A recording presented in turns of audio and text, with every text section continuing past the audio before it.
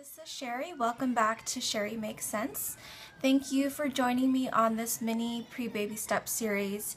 Now I realize that, again, this was me going based off of a lot of Dave Ramsey baby steps, leading up to the baby steps, but after a couple weeks of, just listening to his podcasts and reading around, I know that I'm not doing everything exactly Dave Ramsey, so in a way I don't even want to say it's exactly Dave Ramsey baby steps because it's not true to him.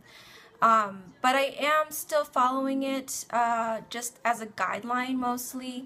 There are some things that I don't do exactly, and I'll talk about those things as they come up if they apply to us. But for the most part, I try to. We really do try. So for this video today, we're going to be talking about how to tighten our budget. So it's after you've written the budget, after you've done your spending analysis, just where can you cut back on certain things on your budget, and then also how to do that. So the first things you can do to help cut back on your budget is find where you can cancel items. For us, the first thing that we just canceled straight out was our membership to a massage place. It was something that we enjoyed going to, but $150 a month was not something we could live with while we're trying to get out of debt. So canceling those items that are more excessive than a necessity. The next thing that we did was we took control of our finances. And what I mean by this was we really looked at where we could cut back on certain things, like our energy bill, for example. Energy and water are really good examples of that because you still need to pay for those items, but you can find ways to lower that. And what I like about my energy company is they send either emails or letters in the mail, and they tell you and show you ways to lower your bill too. So, switching out to low, LED lights, turning off the lights in the rooms, making sure to unplug appliances, lowering the AC. All of those things were things that we did that helped to lower our bill each month. And I even went back and tracked, I did like a bill tracking spreadsheet, and just to see, I compared last year's month of May to this year's month of May, and every time I was lower than last year, it was a great win for us. So I felt good about seeing those numbers and comparing them.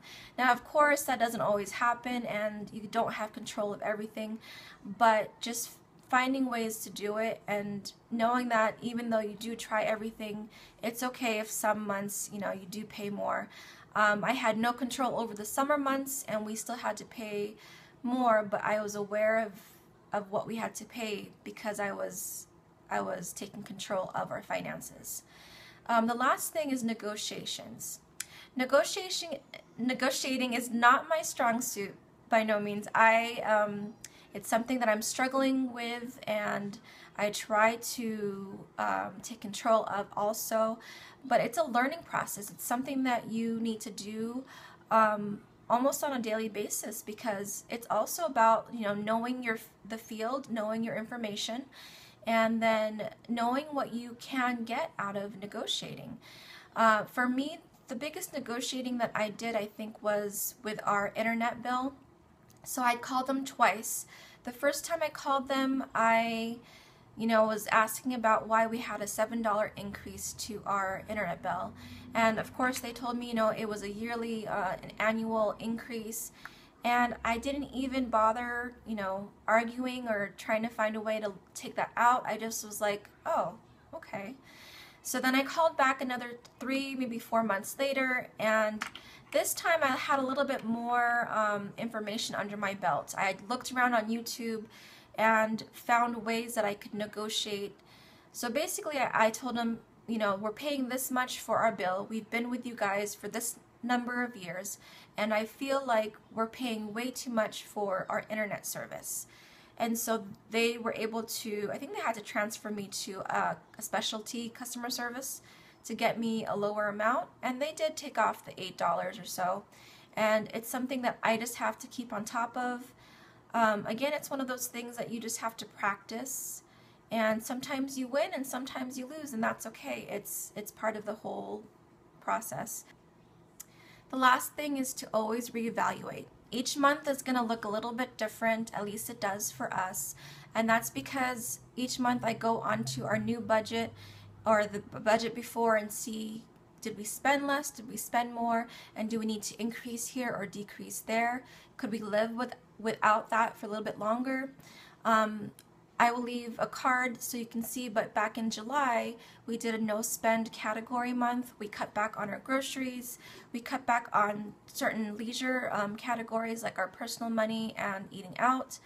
And we lived, you know, pretty well without for the most part. It was when we had to go back to our regular budget that it was a little bit difficult, because for me at least I had gotten used to cutting back so much, and then readjusting was it just took a little bit more time. So always reevaluate your budget and see where you can make cutbacks, but at the same time be realistic with it as well.